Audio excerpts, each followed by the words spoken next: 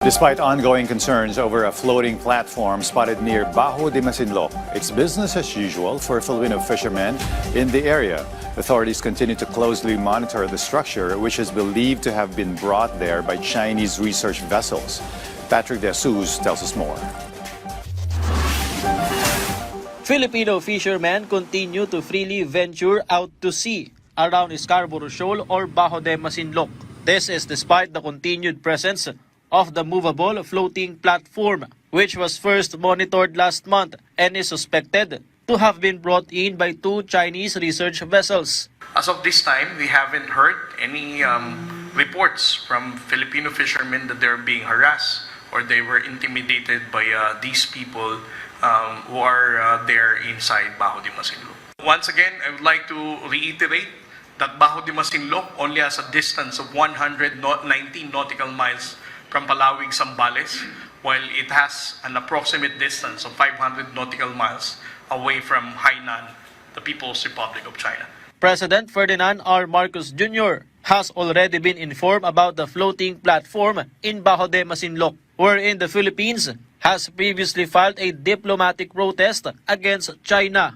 Alam po ng Pangulo ang nangyayari at nanatili pong malinaw ang kanyang paninindigan na unahin ang paggamit ng diplomatiko at legal na hakbang sa pagharap ng ganitong klaseng sitwasyon. Alam po natin ano ang totoong stance ng Pangulo pagdating sa interes ng mga Pilipino at interes din natin dito sa ating West Philippine Sea.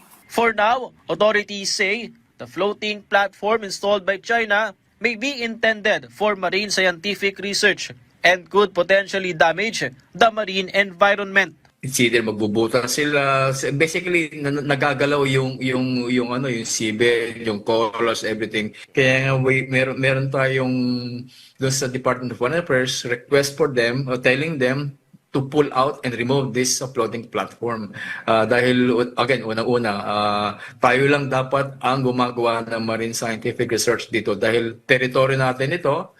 Aside from it being within the exclusive economic zone ng Pilipinas. Meanwhile, a majority of Filipinos favor the Philippines working together with like-minded nations in protecting the West Philippine Sea.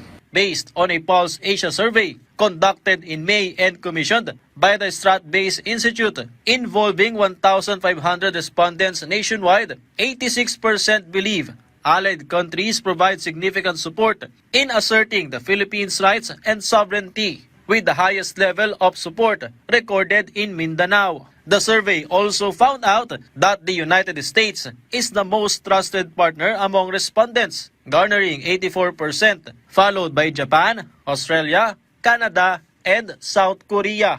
Patrick De Jesus for The Nation.